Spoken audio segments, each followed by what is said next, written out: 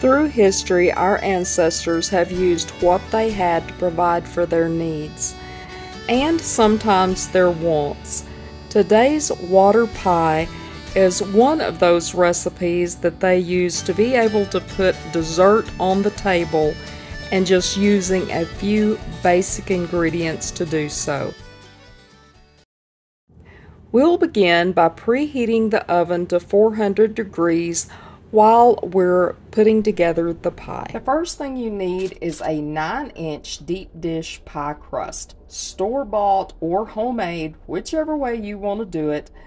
I would suggest, my biggest tip is to place it on a baking sheet, and I cover mine with foil just so I don't have the extra mess. In case I spill anything, I won't have to clean it in the pan, and I definitely won't have to clean it out of the bottom of my oven by using a pan. So just an extra tip there.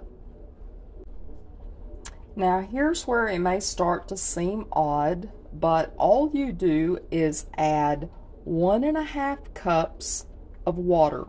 Just tap water's fine, just whatever your favorite water is. 1.5 cups of water directly into the pie crust. Next, I mix 1 cup of granulated sugar with 4 tablespoons of all-purpose flour. Just mix it in well so it is all incorporated. This is in a separate bowl. Now, the next thing I'm going to do is I could use a spoon to sprinkle this over the water, but I'm not going to do that. My hands are clean. I make sure I wash my hands before I start cooking, and this just makes it easier for me to get it evenly sprinkled directly over the water that is in my pie crust. Now remember, that was that 1.5 cups of water that I put in there, and I'm just adding 1 cup of sugar and 4 tablespoons of flour, and you just sprinkle that directly over the water. Do not mix it.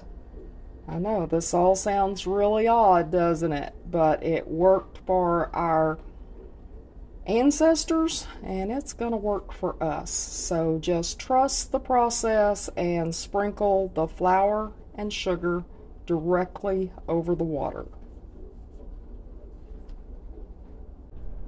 Once I've got all the flour and sugar in there, the next thing I'm going to do is add 2 teaspoons of vanilla, and I'm just going to kind of sprinkle that all around over the mixture I already have in there. Now do not stir this. I know I keep saying that, but it's very important. If you stir it, then you're just going to have a mess. So do not stir that, but that is 2 teaspoons of vanilla. The final ingredient is going to be 5 tablespoons of butter.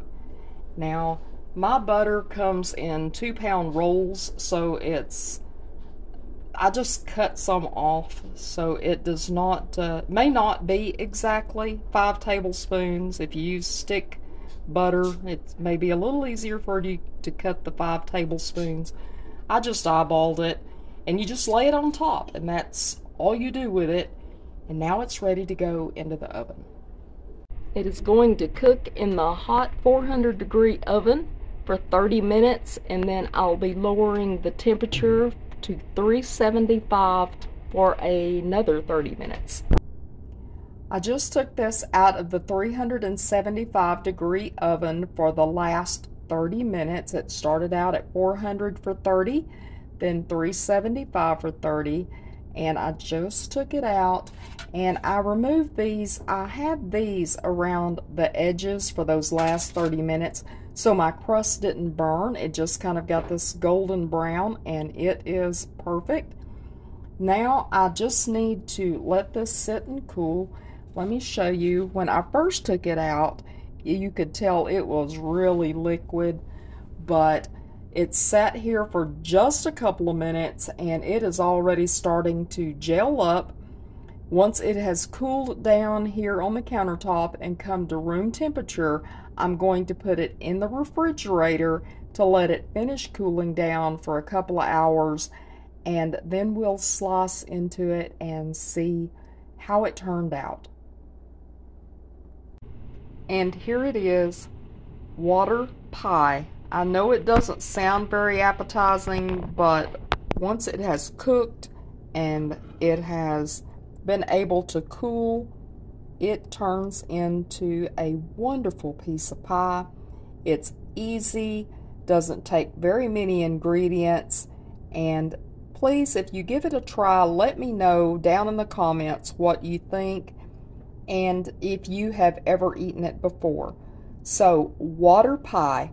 It is a Great Depression recipe that I think you will find just as tasty today as it was back then. Love y'all. Hope you come back again real soon. Mountain Patriot Homestead, signing out.